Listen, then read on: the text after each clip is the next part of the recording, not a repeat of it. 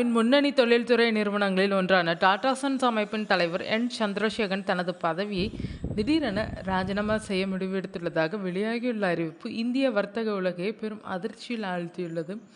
கடந்த 2017ஆம் ஆண்டு டாடா சன்ஸ் நிறுவனத்தின் தலைவராக பொறுப்பேற்ற இவரது தற்போதைய பதவிக்காலம் வரும் 2027ஆம் ஆண்டு பிப்ரவரி மாதம் வரை உள்ள நிலையில், காலக்கெடு முடிவதற்கு முன்பாகவே இவர் இந்த அதிரடி முடிவை எடுத்துள்ளார். இந்த திடீர் பதவி விலகல் முடிவுக்கு டாடா ட்ரஸ்ட் தலைவர் நோயல் டாடா மற்றும் சந்திரசேகரன் இடையே ஏற்பட்ட கருத்து வேறுபாடுகளே முக்கிய காரணம் என்று கார்ப்பரேட் வட்டாரங்களில் தகவல்கள் வெளியாகி வருகின்றன.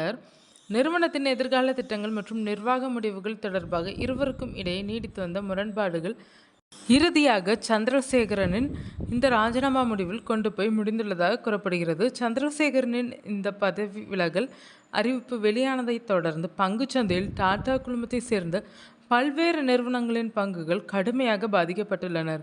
முதலீட்டாளர்கள் மத்தியில் நிலவும் நிச்சயமற்ற தன்மையால் டாடா குழும பங்குகள் சுமார் 4% வரை உடனடி சரிவை கண்டு வணிக உலகினரை அதிர்ச்சிக்கு உள்ளாக்கியுள்ளனர்.